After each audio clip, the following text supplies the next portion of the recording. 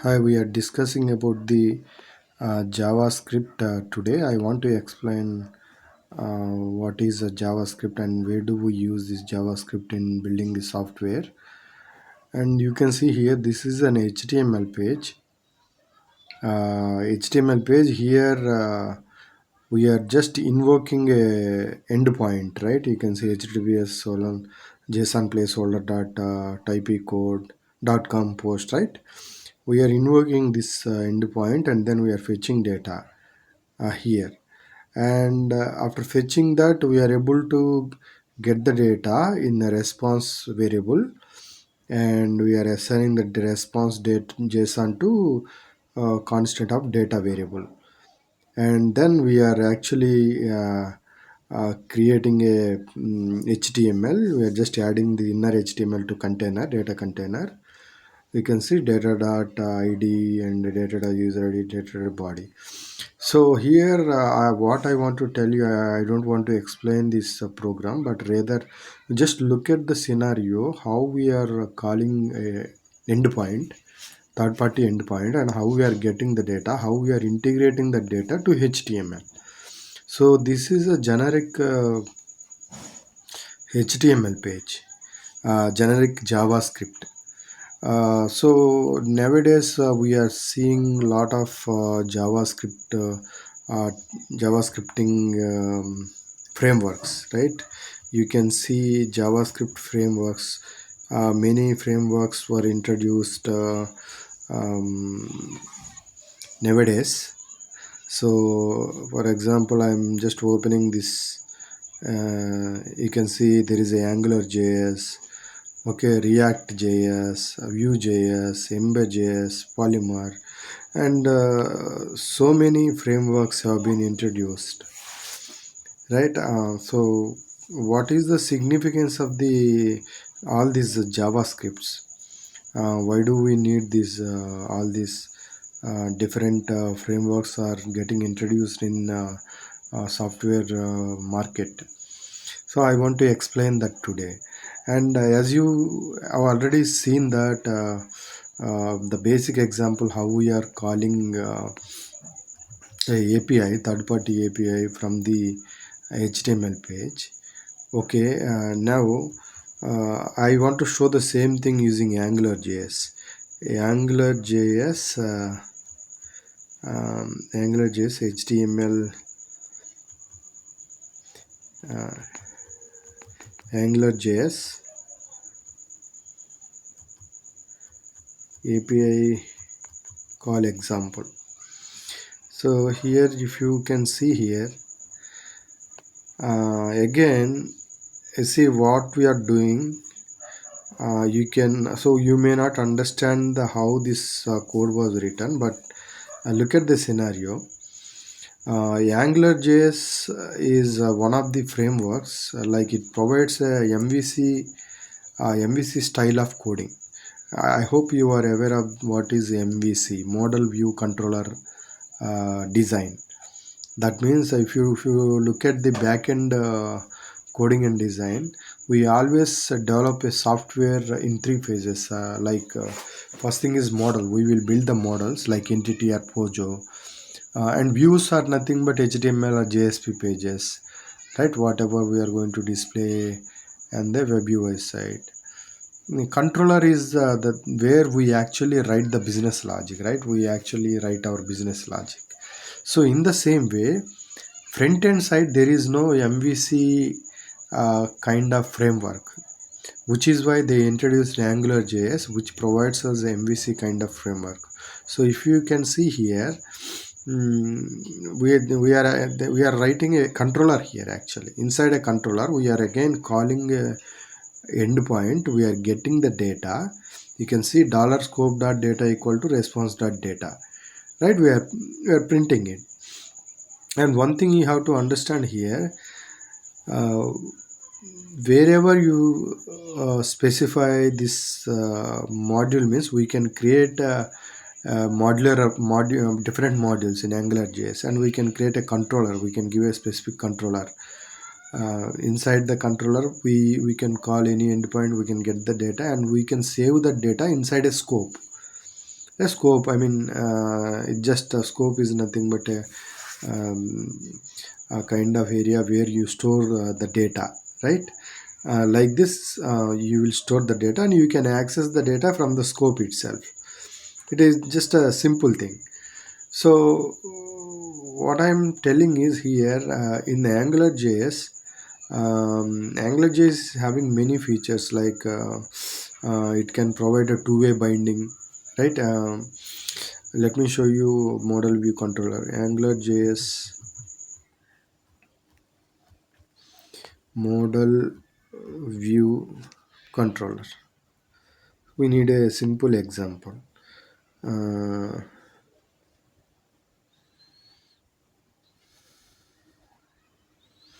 okay, we need example. I'm typing an example here. Example. So here you can see. So model is nothing but a data. You are creating a variable where app data equal to your first name, last name, and list of products, right? View is the your HTML code, the view. So inside the view, and you are going to access the variables that you declared inside your model. You can see here. Um, in the input for input, so first name, we are actually accessing using dollar first name and closing dollar braces, right? That way we can access it, the data inside the view. We created a model, and inside a view we are accessing the data, and controller is where we actually set the data. As I told, controller acts as an intermediate between model and view. It initializes the scope object, because ultimately we have to store the things in the scope object, right? We have to store the model data in the scope object. So we are storing that model data inside a scope object. So if you look at in high level, uh, the code was modularized, so we can create a different models. So model is separated, and view code is also separated. So there is no dependency between view and model and controller. Earlier everything was written in a single HTML file, and that is not a standard approach or good approach for creating a some enterprise application, right? That is why they introduced a Angular JS, which is a framework which provides a model view controller kind of design for building a front end application. You are not writing, we are not touching any backend code here. You are only writing only front end code base. So that way we can segregate, and um, we can actually write any front end code, UI code, in modular design using MVC approach. Okay, that is all about this AngularJS. So if you can go through this here, there is a two-way binding. There are many concepts for AngularJS. It will provide a scope concept, and you can understand this ng app, ng controller, ng model, mm, all these things, bindings. You will read about these elements, right? It is a very good framework to write a UI code if you want to explore. So I recommend AngularJS to go with for building a single page applications, because it is very powerful framework. Okay, it is very powerful framework. uh, yeah, so that is all about, these are all uh, so okay, now let us go to another framework. Another framework is React.js. React.js. So you see here, uh, whether it is AngularJS, React.js, Vue.js, all these are framework for simple JavaScript language. So generally, if I want to implement all the UI code, we can do it using boilerplate code of HTML and JavaScript.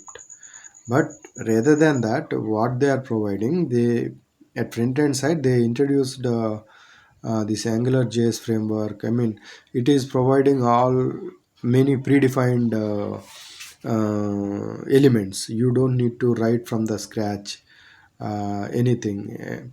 HTML side and JavaScript side also, right? It can easily route the redirections. You can see everything there.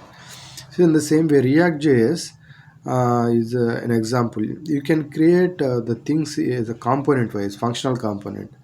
So see here, they are defining a hello world functional component, function hello world, and then they are returning. You see, they are returning a simple hello React world, and they are rendering this. Okay, they want to use this. They want to use this hello world component here. So what they're doing, um, you can see here, get the root from the HTML element and create a root. They are creating a root, and render the component into the root. See here, they are calling that component they created, the hello world component, right? When they call with this name, the function name, the functional component name, it will be rendered here dynamically. That way we can create multiple components and we can render them wherever we want. So wherever we want, dynamically, right? We can create the UI page, HTML page, flexibility will be there, right? That's all about the React JS. So I mean, you can observe one thing here. uh, it is simple JavaScript. It's nothing more than that. Everywhere it is simple JavaScript, but as a framework they are simplifying the coding approach, right? In Angular JS they introduced model view controller approach. In React JS they introduced functional component approach. They are defining functional components and they are calling those functional components at any element. They can call it, right? There is a flexibility. So that's where we can use this React JS. As I told you, there are so many frameworks are there. So you can see here, I listed here Angular JS, Next.js, Express.js, jQuery. So everything is JavaScript only, but some are frameworks here. Okay, some are some kind of libraries. Um, so we need to understand how and why they and what purpose they were introduced. So if you do that, it is normal JavaScript only. At the end, we use both HTML and JavaScript. The basic things to require to build web application is HTML, JavaScript, Bootstrap, CSS. All these are common. So JavaScript is generally used to call third-party API and get we will get the data. We will render the data on HTML element. So all these are just nothing but JavaScript, but frameworks, right? They simplified the. So you know Java, right? We can actually build a application using Java or Python or anything. But we have a frameworks for Java. We have a framework Spring, right? Spring Boot. We are able to do application development in a simple manner. In the same for .NET also, for Python also, you have other framework Django, and you can have different frameworks. So framework actually, it is having a set of predefined libraries, predefined code snippets, which actually avoids the boilerplate coding. So that is called framework only. So whenever you see these many kinds of software frameworks, you don't need to get confused. Okay, you can stick to one framework, you can learn that, and you can easily implement any web application. But it is again up to you. If you want to use create a very enterprise application, single page application, then you can go for Angular JS.